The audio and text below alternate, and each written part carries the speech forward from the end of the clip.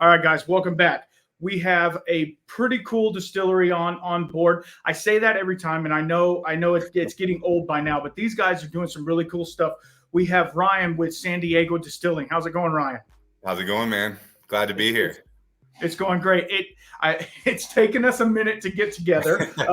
My fault entirely. Thank you for putting up with me, man. No, it's I think I reached out to you when I was deep into chemo, and just because I was sitting on the couch and had nothing else to do, so I'm like, I'm going to reach out to some people for when I'm better, and you were one of the first couple to respond. And so, like, this has been going on for a little bit, and I appreciate us finally being able to get together. So you guys are out of San Diego, which I'm pretty I'm pretty jealous of you guys. I don't know what the weather's like there right now, but I had to take the beanie off because it's too dang hot here now in Texas. So. Beautiful day today. It started a little chilly at first. I had my parents in town, so I was walking their dog early this morning. And it was cold at first, and then by the time like 10, 11 o'clock came in, it couldn't be nicer today. Absolutely. I know I have some buddies who live around the San Diego area, and they're constantly saying, "Oh, what? It was only 75 today. It's fine." That's how it is year round. We've actually had a bunch of rain this year. We actually had our first hurricane, I think, in like 100 years earlier this year. But California can usually use the rain, so yeah, absolutely. Not hating on it. Yeah, exactly. All right, so why don't we start at the beginning, kind of how I'd like to know your backstory for one, and then how kind of the backstory of the distillery and all that, if you can. Yeah, starting with me, I'm from Lexington, Kentucky, so I'm from the heart of bourbon country. My great granddad was not a distiller, but he worked at a distillery as like a foreman type position. Okay. All over. He was at Old Crow, Old Taylor, where all else did he? Which is now Castle and Key. Right. A few of the other ones around the Frankfort, Versailles, Woodford County areas. Okay. My grandmother grew up playing in the Glens Creek, which is right there where Woodford is, right. Millville, Kentucky. And I always heard stories about that area. And before I had anything to do with the distillery, bourbon's just always had like a place in my heart for sure because of her. Awesome. Moved to California in 2015. Well, even before that, my dad, he's an attorney in Lexington, Kentucky. He had opened up a wine bar with some of his legal partners. I kind of helped him run it when I was 21 years old. Straight thrown right in the fire, this really kind of classy French wine bar.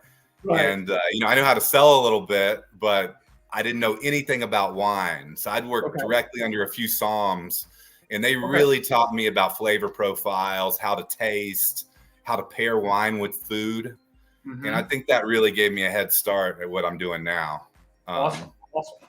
Fast forward, I bartended for like 15 years, kind of got into helping my buddies or my dad's friends that would open up new bars or restaurants. Anytime a new kind of hot place was opening up around Lexington, I'd try to get a gig there, run their bar, making cocktail lists for them, getting people in there. Did a lot of promoting for these places too. So 2015, I met a girl in California and kind of followed her out here and moved out to LA area. I knew bourbon, drank bourbon, had never sold a bottle of bourbon in my life before moving out here, and got connected with a whiskey bar in LA and Long Beach. It was called Federal Bar. They had a huge whiskey select, over 250 different whiskeys and bourbons. Oh, wow. And I kind of bullshitted like I knew bourbon. Being from Kentucky, I knew enough that I got the gig. Yeah. But then once I got hired, I was like, man, I got to learn this shit. Like, I got to learn something. Yeah, exactly. I just immersed myself in it.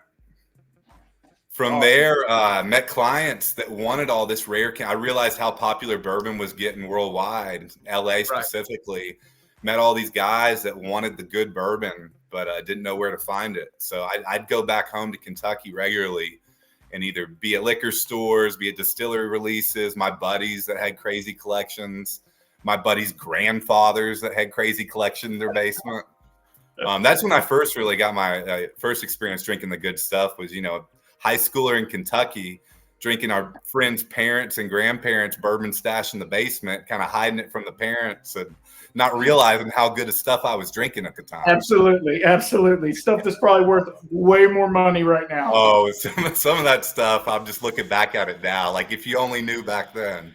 Yeah, absolutely. But yeah, so basically we're just going back and forth, bringing, a case here, 6 bottles here and there, back to LA, making a little money on the side, still, doing my thing at the bourbon bar. I really made that bourbon bar my baby. It was like a back bar at this place, and just had a crazy selection. We had all the Buffalo Trace antiques, all the old age Japanese stuff, Pappy Van Winkles. I mean, just stuff other bars didn't get. Not knowing they had Buffalo Trace on their cocktail menu. All our Manhattans and Old Fashioned was done with Buffalo Trace. And we were moving through so many cases of it, the distributors gave them pretty much any of the allocated stuff they wanted. Right, exactly. And they just been sitting on it too. This was in 2015, and they had, Buffalo Trace antique collections from like 2010 and so. Oh Lord! So they had no clue what they were sitting on. They also, we had a lot of these bottles at like promo prices, and they had it priced accordingly. I remember when I moved in, they had William LaRue Weller from 2012 for like $20 a pour.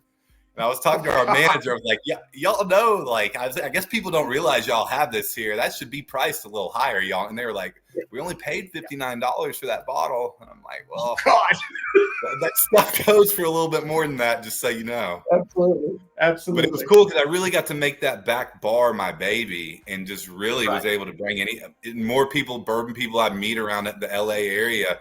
Bring them into the bar, show them what they had. They were blown away. It was like a hidden gem in Long Beach at the time. That's awesome. That's awesome. After that, started barrel picking, went back to Kentucky, did my first barrel as a hobby. Second barrel I did Riff Pitino. It was a new Riff one. I put a label, a sticker with Rick Pitino on it. Kind of played on the new Riff name with his name, called it Riff Pitino, and the bottle went viral. People started on the secondary market, started paying $1,000 for my, $50, $60 bottle of new Riff. And this is right as COVID starts happening too. So it really got the wheels spinning. I was like, maybe I should get into this barrel picking stuff, and just started. Our bar shut down, and I just started distillery hopping everywhere I could go do a barrel pick at. I was there, doing one, driving coast to coast, picking up barrels and taking them to Kentucky, keeping them at my parents' house, and then loading up the cases in my truck, bringing them back to California, and just driving back and forth. Hitting every distillery that had me. That's crazy. So how many picks have you done, can you think of right now? Man, I myself, through my barrel group LFG, I want to say I'm in the probably a little bit shy of 100, but over 60, 70. Probably say 70 or 80 picks through that barrel group. I've been part of others too. I've probably done 200 plus, been on 200 plus picks. Not all my own barrels, but I've done a ton of barrel picks over the last 5-6 years. That's awesome. That's really cool.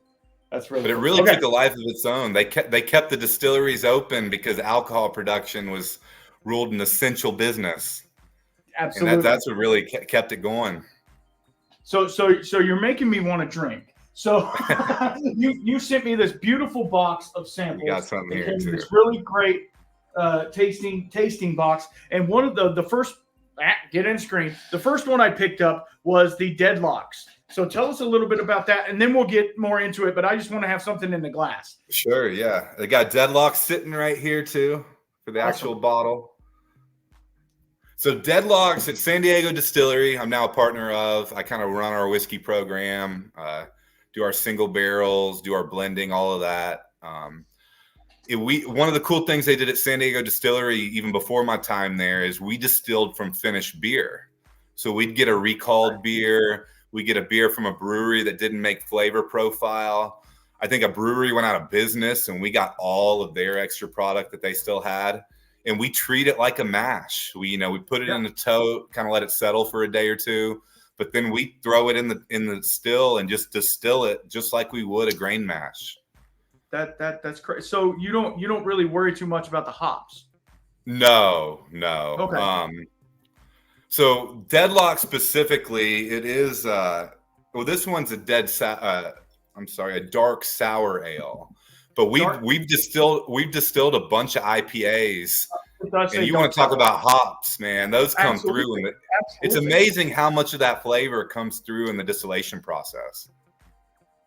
But fresh off a still, the beer distillates are the best things I've ever tasted. I bet. I mean, the grain stuff, it still tasted like moonshine and, super grainy as it should. Absolutely. We did one recently from Bottle Logic that was a banana chocolate dessert stout. And I'm telling you, this tasted like 150 proof banana milkshake off the still. It was phenomenal. It's just went in a barrel. A couple of years down the road, this is going to be I think it's going to turn out phenomenal. Yeah. It really blew my mind how much of that beer original flavor comes through in that distillation process. On the nose, I get like a cherry or something on the nose.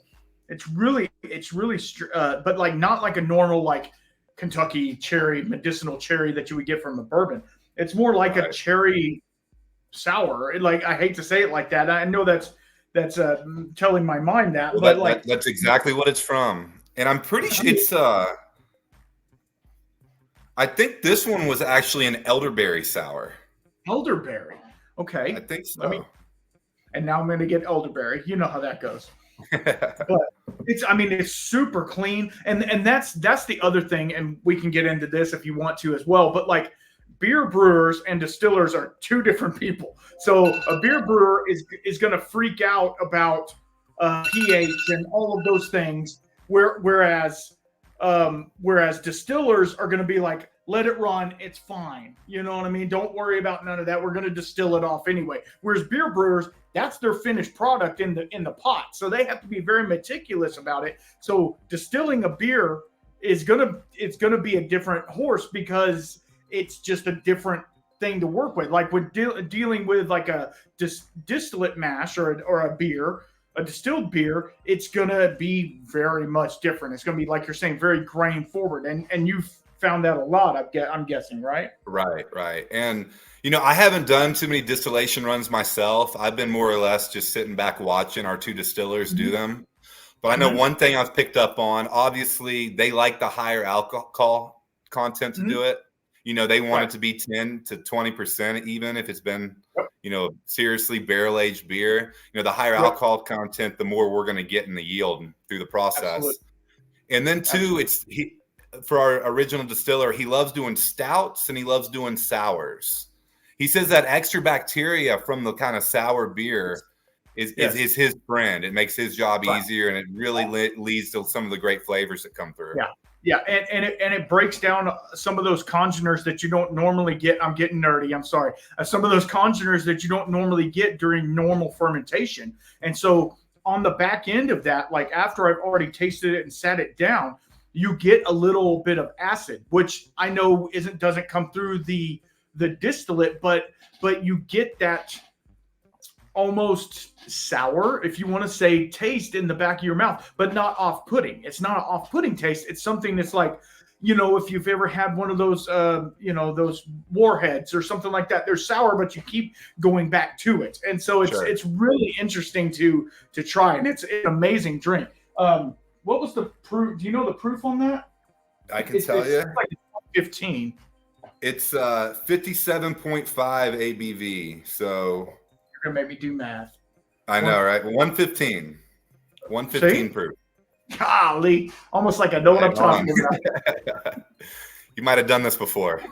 A couple of times. Okay, so finish talking about. I stopped you and then went into the distillery part, but you weren't even having. Yeah, the barrel picking just took off. My barrel group, it's been awesome. Have 3,000 plus members in it now. I helped start several other guys do their own barrel picking groups. Right. And I thought the next step, was to do a distillery. So we looked at one in Kentucky. We actually got outbid on it. And then San Diego Distillery kind of fell in our laps as like a plan B. The original distiller and owner, he was going through a divorce. He too was kind of affected by COVID. He works at a hospital. and he got 3 or 4 promotions during the COVID time that he wasn't really prepared to, work the distillery and, do 70 hours at the hospital. Absolutely. So he wanted to sell the place. And we really wanted to keep him around. So we kept him around as a partner. But we bought out his ex-wife and his investors. And me and my 2 investors, we now own the majority of it. Kind of took over operations for him. Right. So he can come out, do his, experimental mad scientist stuff once or twice a month, and let me worry about, the blending, the selling, the labeling, the bottling, and all the other stuff that makes up, our final product. Absolutely. Absolutely.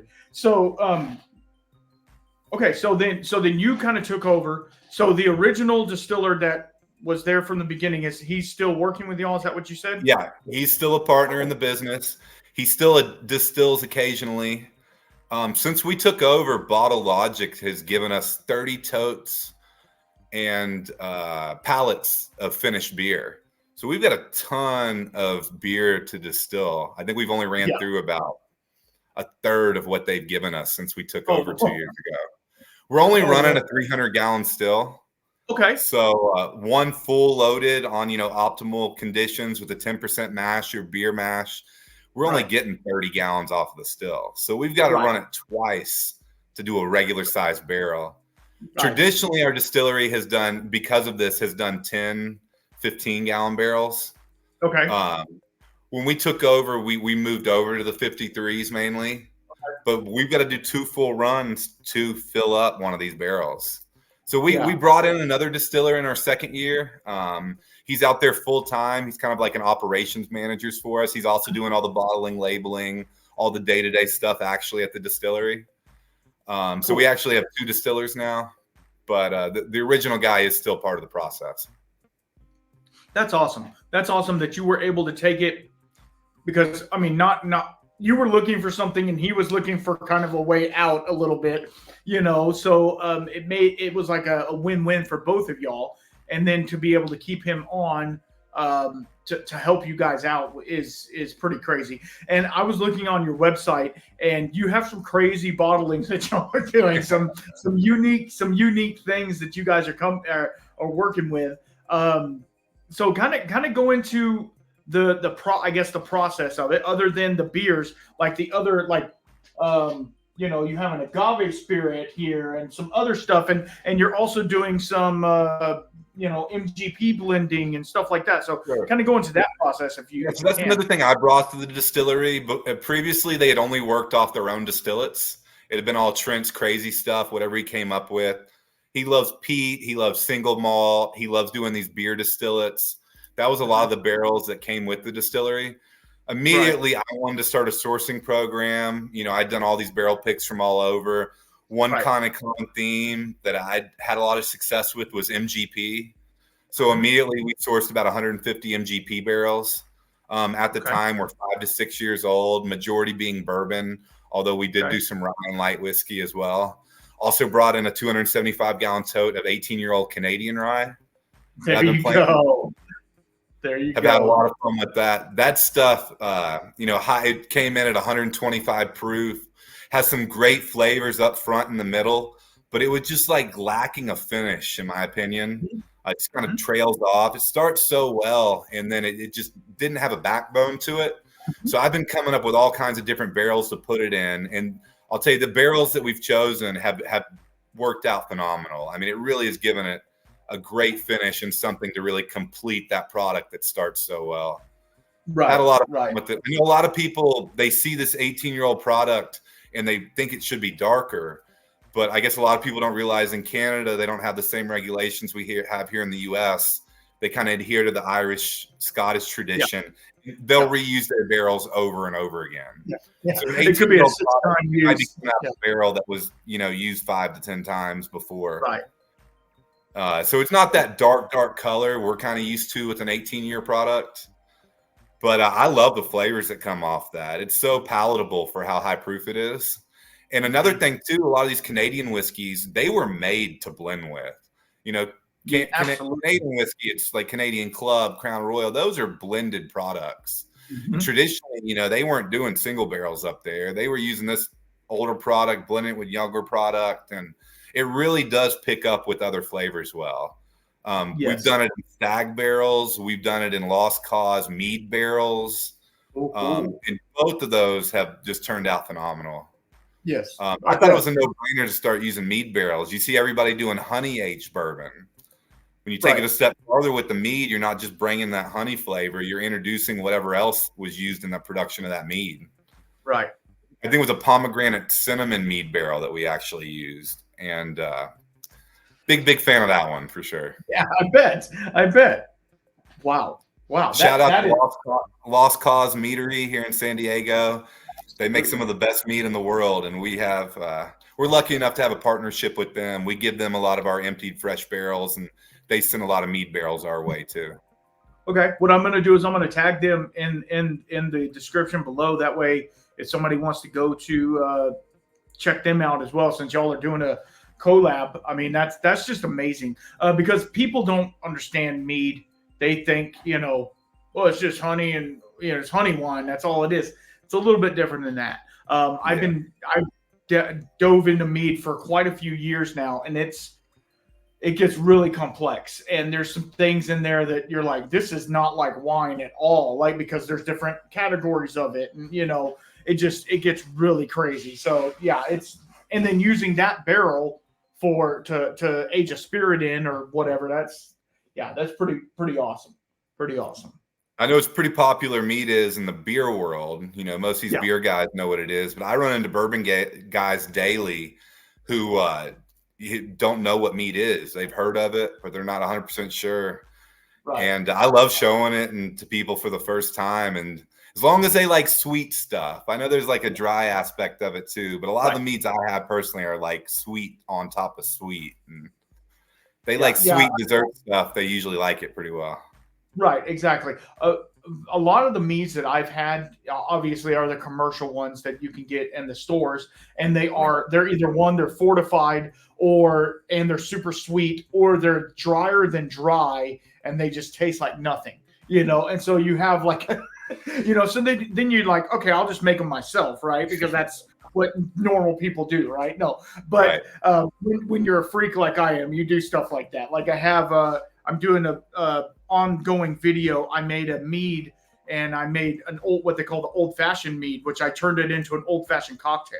And so it has a liter of Wild Turkey 101 in it, to fortify it, and I put cherries and all kinds of other stuff in it just to make it like an old-fashioned. I just tasted it. Really good. I just tasted it before we were on camera, and it's pretty good. It's pretty good. I'll just say that. It's pretty good. That sounds damn good. Yeah, absolutely. Now, it doesn't have the bitters aspect, obviously, because I didn't put any bitters in it. Because when you're making a gallon or 2-gallon batch, how much bitters do you use? Like when I make a cocktail, I put 1 or 2 dashes. So like, what do I put? Half a bottle? Like Angostura bitters can overpower really fast. Sure.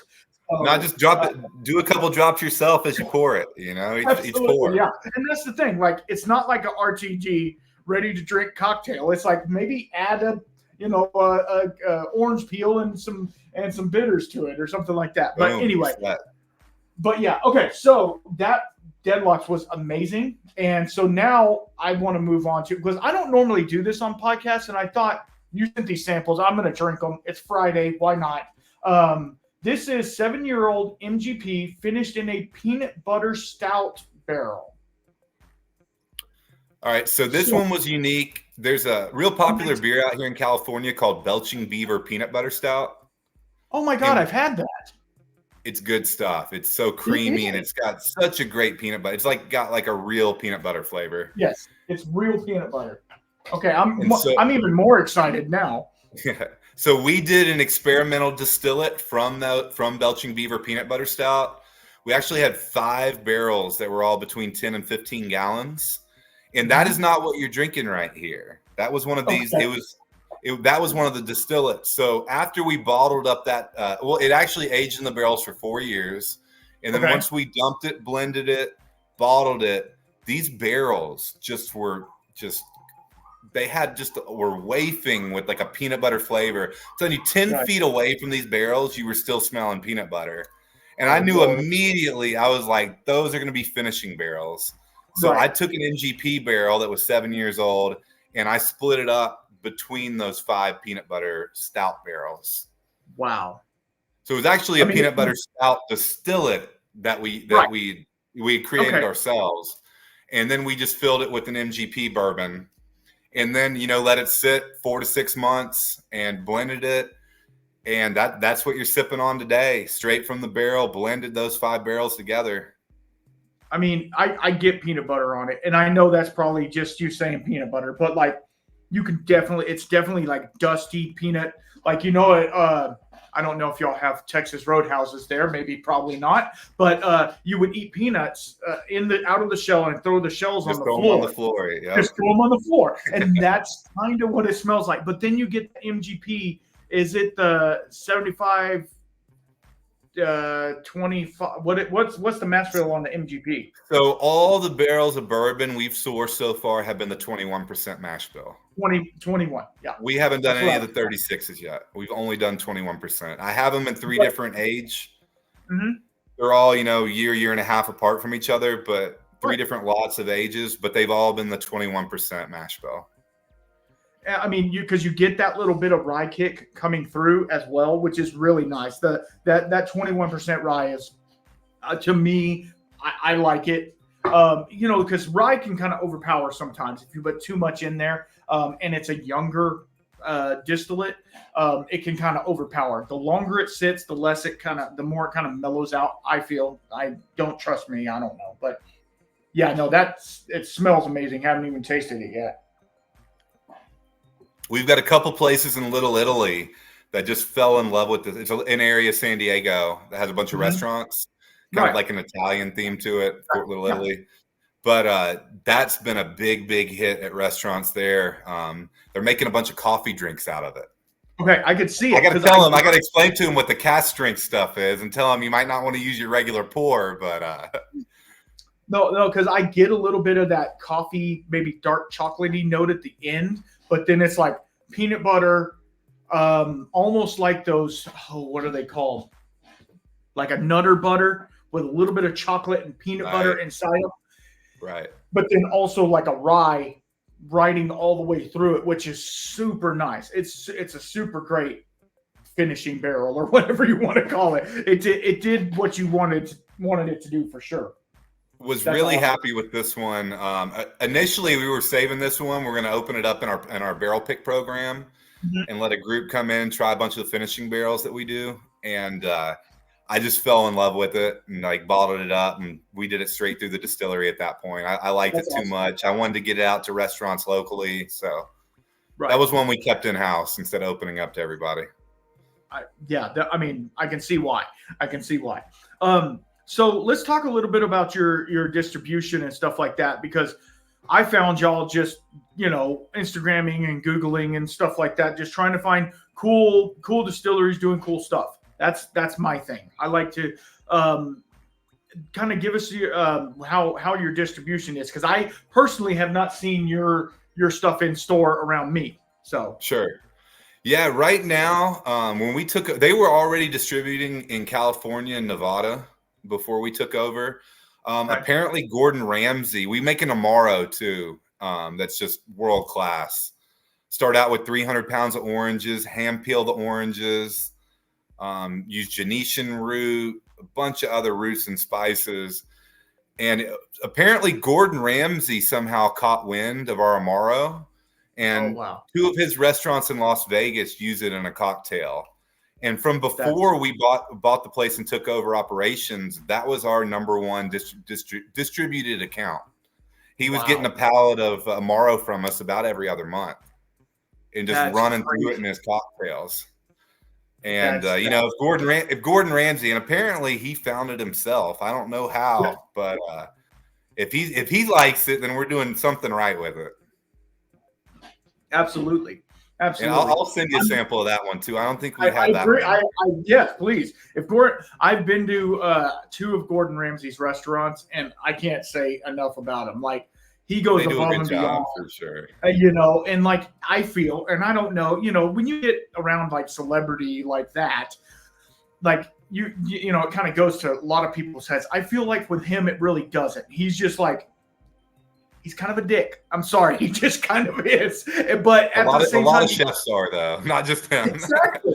But he comes across really honest about it. And if he doesn't like it, he doesn't like it. And that's just how it is. So for him to give you guys a thumbs up on it, that's even better. So that's pretty cool. That's really cool. I'm gonna write that down.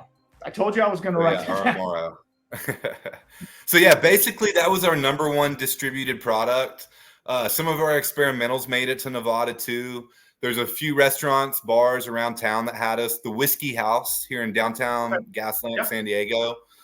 As far as I know, I've been told it has a Guinness Book of World Records for most different whiskeys of any bar in the world. Wow. And they always pick up our new products. That's awesome. I guess to help with their numbers. Or they just like what we do. But they were the one place in town that was already really carrying our stuff. I'm not going to lie to you. Distro's been tough. We just really have made a distro kick in the last month or so. Right. And, you know, I've always kind of aimed my stuff at connoisseurs and the guys that are drinking it neat and want it cast strength, want that high proof, that aged product. And I'm learning through distro, it's a totally different ball game. You know, they want it proof down to 9. They want everything proof down to 90 for their cocktails. They want it as cheap as can be. They don't care as much about unless we're talking about the whiskey specific places. They don't care about the age statements. You know, they want something as cheap as it can be, still tastes good, and low proof for cocktails. And so that's totally changed. That threw a curveball to us, and we're trying to, you know, do more stuff in that aspect. But it's been totally different than what I'm used to be honest. Right. Well, I mean that's when you get some of that. You know, that I don't know how cheap the Canadian rye is, but you get some of that and mix it with something else and, you know, make a blended whiskey and put it on the market for $45 and then sell all your other stuff to the, you know, to the people who really care about it, you know, and just to get your name out there a little more because I mean, if it's anything close to what I've tasted these two, I mean, more people need to know about it for sure. Thank you. Yeah, I was on a call right before this with a distributor in Florida. Okay. So could be in Florida soon. You never know, hopefully. Well, I will talk to, I don't know many people in distribution in Texas, but I will talk to the people that I know. I just did a podcast with somebody who's in the Texas whiskey scene. Now he's Texas whiskey, but you know, maybe to get distribution numbers that maybe I can forward to you or something like that, just to kind of to help out in this area. Cause I feel like the Texas whiskey folk are going to like this because as you know, cause coming from my background, as long as you're doing cool shit, cool. Tell me you're doing cool shit. If it's 7-year-old MGP, put it on the label. We're totally cool about it, you know, because Crowded Barrel, I don't know if you've heard of Crowded Barrel, but they're out of Austin, and that's how they cut their teeth was with buying MGP barrels and leaving them in Texas for 6 or 8 months and doing weird finishings with them and stuff like that. And they have a cult following, and I think you guys could have that here too, especially with this peanut butter that I can't even drink it because I just want to smell it. It's seriously so good. I'm gonna have to steal 2 bottles from you. Like, seriously, I'm like, oh man, that's not enough. but when I send you that tomorrow, I got another one for you. We did an MGP bourbon, 7-year again. We finished it in a chocolate mead barrel from that Lost Cause meadery. If you like that peanut butter, you're gonna like this chocolate mead one as well. Absolutely. And see, normally I don't like that peanut butter note in bourbon, like with Jim Beam or something like that. Right. It kind of turns me off a little bit. It's more like a Spanish peanut to me with like the red husk on them. And it always makes me think that one time I ate too many of those peanuts and they got stuck in my throat and almost choked on them. But like, for some reason, this one reminds me of like a Reese's peanut butter cup. And so, you know, that's a little bit, that's fat boy tasting notes, as my buddy Alan Bishop would say. That's fat boy tasting notes. But I know Alan. Yeah. And Texas, we'd love to be down there. Any help you can give us getting us down to Texas, I'd love it. I know I'm you gonna all do guys know your whiskey down there. A We do. bunch of buddies are in the Houston Bourbon Society, and Awesome. a few groups in Dallas I have a bunch of buddies in. And actually, my cousin just took a football job down in Houston. So Okay. Cool. I'll be down there myself. Okay. This upcoming football. He's the head coach at Houston this upcoming year. He just left Tulane. Willie Fritz, and my mom's first cousin. Wow, that's great. It just shows you how small the world is. You know what I mean? Like it's What crazy. part of Texas? What part of Texas are you in? I'm in Fredericksburg, Texas. So it's like central Texas. Gotcha. About an hour and a half from Austin, hour from San Antonio. Just kind of nestled in the hill country. What college is there? Around me, none. There's ACC, Austin Community College. The closest one is probably Sam Houston's not there, is it, or near there? No. Okay. The closest one would be either San Antonio or UT. So yeah, there's really nothing. I've heard of the city, but I don't know what I've heard of. No, there's a lot. We're really big in wine. We have a bunch, like about 10 miles away from the town. There's probably 150 wineries. They're doing cool stuff. Most of them are making their own stuff, which, it's pretty weird. Like when you get into whiskey and then everybody's around you's making wine, then you start talking whiskey talk with wine people. And it totally throws it off because like they don't have a problem with sourcing. Like wine, you can source wine all day long, no big deal. Right. Not that whiskey has a problem with sourcing, but like, if you're going to say you're certified Texas wine, it needs to be from Texas, Sure. That's kind of how it goes. But yeah, it's been interesting because in my dreaded day job, I'm a plumber. So I go to these wineries to do service calls, and then they're always like, here, take a bottle home or whatever. And I look on the back, says made in California or, whatever. Right. Shipping it and slapping a label on it. So it's kind of funny. Okay. So where are we at now? We went through just distribution, which it's mainly California and Nevada, correct? Right. We're also in New York. We're using a company called LibDib. Okay. Because I have buddies that have liquor stores in New York, they take our product on. So I know it's random that we're in California and Nevada, and then we jump all the way across country. But the Rochester Elite Barrel Pickers, they're one of the best barrel picking groups out there. And Jeff March from there is one of my best friends, and he's helped me out a lot. We both kind of started getting into this whole barrel picking thing at the same time, and we've done a lot of cool projects together. It's okay. And see, that was one of the things I told myself that in the next year or two, I'm not putting a pin in this year, but I would like to do a barrel pick. Like for my group or whatever, I would like to do a barrel pick. I don't care if it's Texas. I don't care if it's Kentucky. I've yet to go to Kentucky, which I would love to do. So I'm reaching out to all these distilleries like, hey, what do we need to do to get a barrel pick or whatever? And they're like, well, you need $20,000 and you need this. And, you have to, and since we're in Texas, we're 3-tier. So you have to have a distributor. You got to have to. And I'm like, oh my God, never mind. So I'm going to throw one off the range here. And I'm going to go for the Sancho. So this one's really cool. It's I am not a tequila. I know this isn't tequila because it's not made in Mexico, whatever. But like, I am not a tequila person, but this just intrigues me because coming from what you guys have done so far, I'm intrigued. I'm going to do a very small pour of it because, like I said, so tell us a little bit about this because I think this one's going to blow you away right here. It's definitely a bourbon drinker's tequila. To actually be a tequila, you have to be distilled and aged fully in Jalisco, Mexico. This was distilled in-house in San Diego. We aged it in a barrel for 4 years. So it's even to be an extra añejo, and I don't know tequila like I know bourbon, but I think it has to be 1 to 2 years old to be an extra añejo. Yeah, and this one's double to quadruple that. This is over 4 years. Extra añejo. I mean, it's definitely got a heavy barrel influence. It does. And I'll let you try it, see what you think. But I've had several people that say they don't like tequila that just love this. Oh, wow. Okay, so it's not like tequila at all, to me personally. Um, it's a little dusty, but like then you get that vanilla, caramel, all the things from the barrel, In a and then it's barrel, just, right?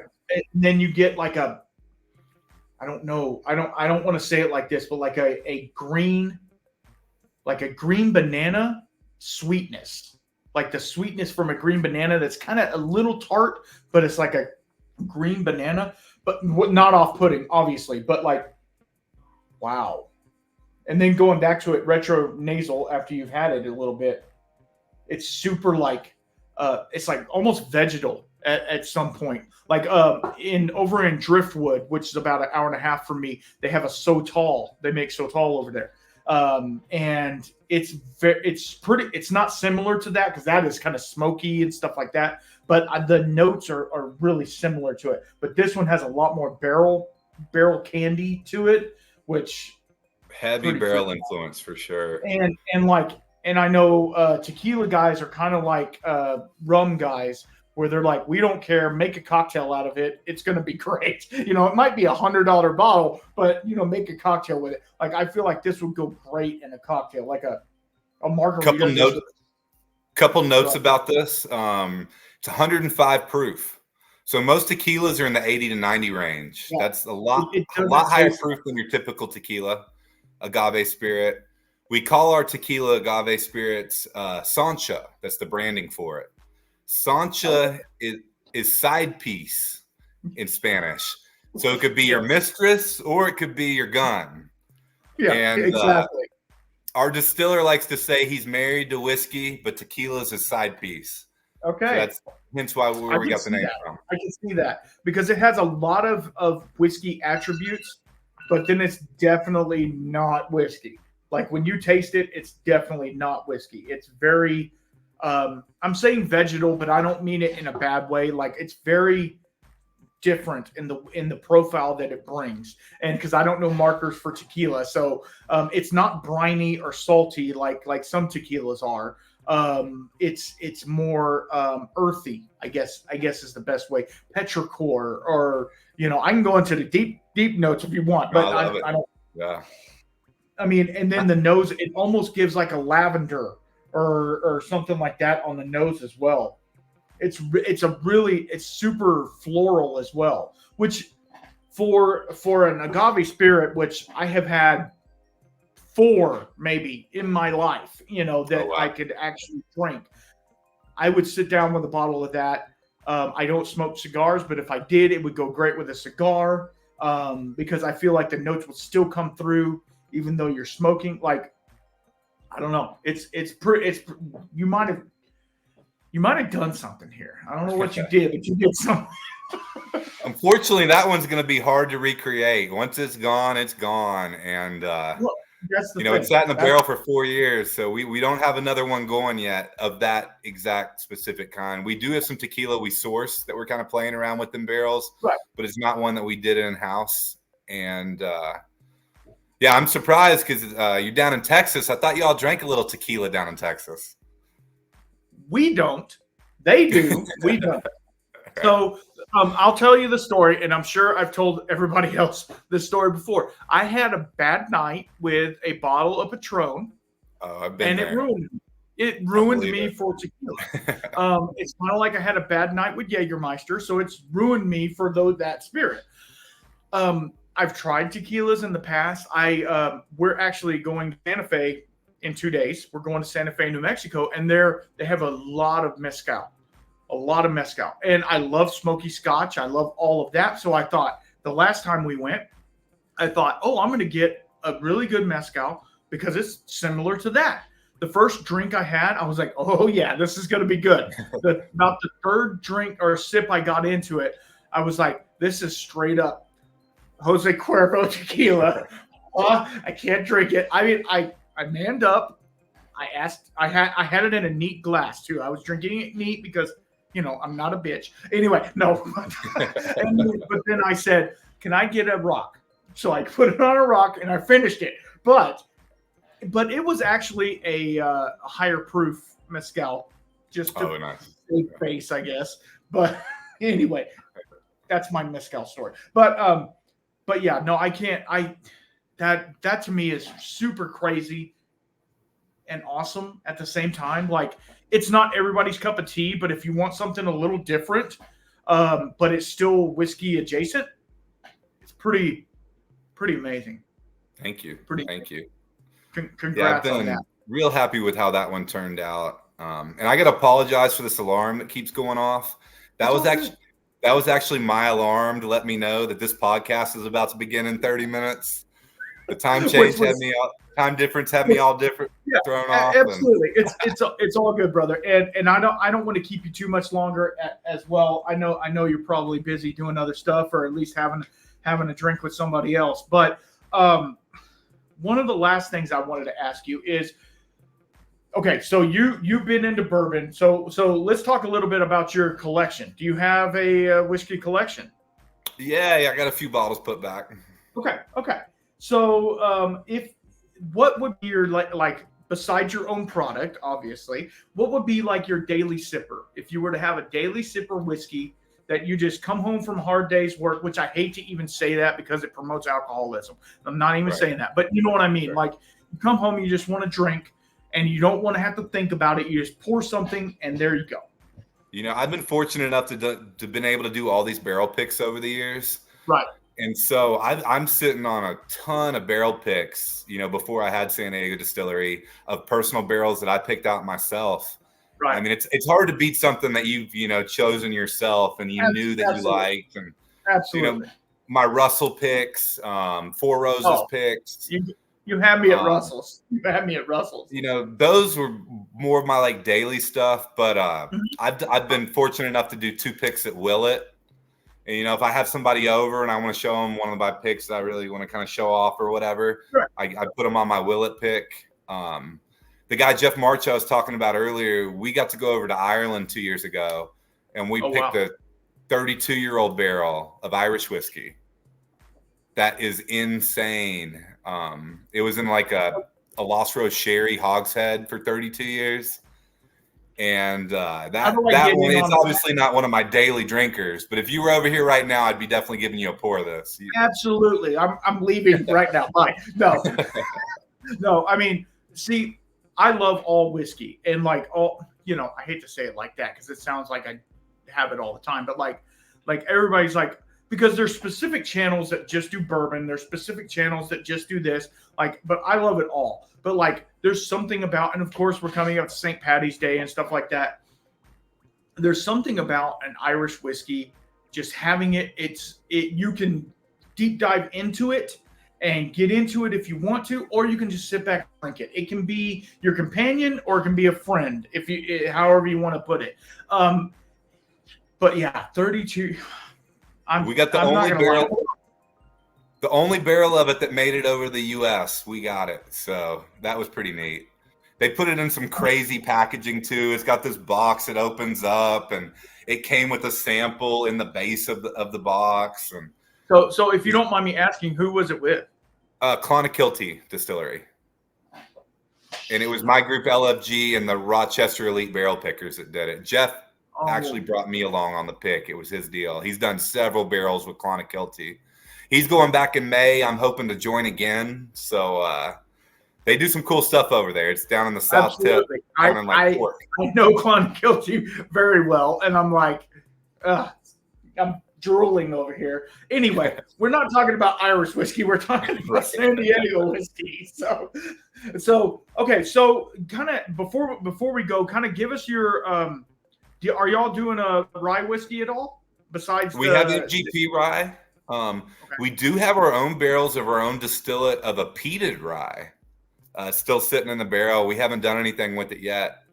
Those are real interesting. I'm not a huge peat guy, but these I don't know. The peat is just kind of like a minimum, and playing off the rye, I don't know. It's just it does it for me where peat doesn't usually.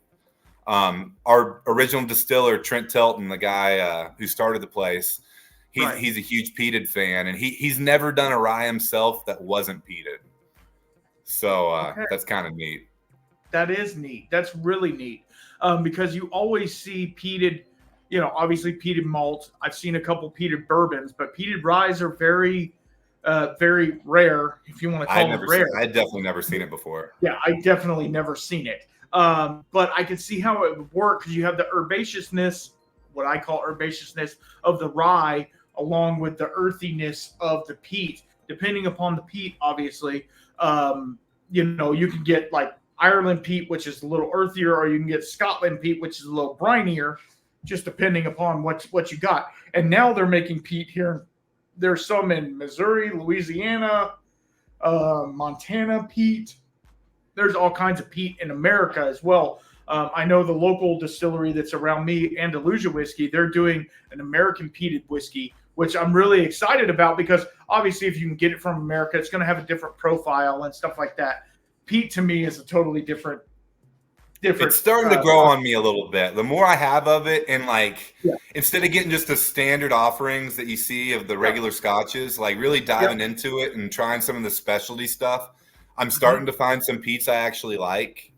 And maybe it's just growing on me, but definitely getting more into that scene. It's definitely an acquired taste.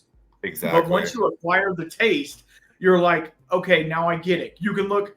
This part of it kind of sucks because like you get the peat and you're like, okay, it's smoky, it's briny, it tastes like fish or whatever, and then you kind of get past that, which like I don't want to kind of get past it. I want to stay in it, but like your palate evolves past that, I guess, and then you get the fruitier notes, the honeysuckle, the really nice dainty ones over here, and so it really like you get into some deep dark Lafroigs and stuff like that. You get past that harsh peat, and then you're over here in this land, which I like to stay in the peat. That's why I like the Octomores and stuff like that, because they're full on peat. That's all. That's pretty much all you're punched in the face with a peat brick. But at the same time, like this peated rye to me, I feel like it would be light enough to where it'd be like a smoky hint to it, but maybe a little what do they call maritime influence on top of a herbal, almost absinthe like, where it's like you have like all these different flavors going on. So that leads me to a caveat of, do y'all make other spirits besides whiskey? Yeah, we kind of have always done barrel-aged spirits. Okay. Besides the Amaro. The Amaro is not barrel-aged. We did do one barrel-aged version of it, but typically that's not barrel-aged. We do the Sancha, so we do an agave spirit. We've also done rum a few times. We did one that was with the coconut sugar. I think that was the original rum that we did a few releases of before my team took over. And then recently with this kind of experimental stuff that we do, we do the beer distillates. Mm-hmm. We've gotten a bunch of seltzer given to us. Seltzer is sugar-based. So if you distill a seltzer, that's now technically a rum. So we're going to have, it's in barrels right now. We've distilled it in the last 2 years, but we have several different projects coming that is going to be rum that is distilled from seltzer. Wow. One of which was a blue raspberry seltzer that we distilled.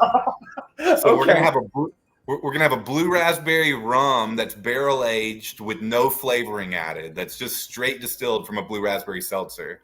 And then several of the seltzers we distilled were unflavored. So those will be more of your traditional rums. But super excited to see how these turn out. We haven't even tasted any of them yet. They're still sitting in the barrel. Right. I'm interested to see if that raspberry flavor came over. Right. It did off the still. You definitely got hints of it. Okay. So if it came over off the still, it might settle down in the barrel, obviously, because you're going to get barrel sugars on top of it. But like, even if it's just like a subtle hint of it, it could be really good. It could be really good. You kind of said it. I think the barrel does kind of settle it. Several of these beer distillates, we will get a hint of the beer flavor coming off the still. But after a couple years in the barrel, you really get a ton of that original beer flavor coming through. The hops that come through when you distill IPAs are crazy. They really are. So distilled IPAs are like nothing you've ever had. The piney notes and stuff that come through, even if you don't like IPAs, I just like unique flavors. If it tastes good absolutely. and unique, something I've never had. And some of these IPA distillates are just insane. Yeah.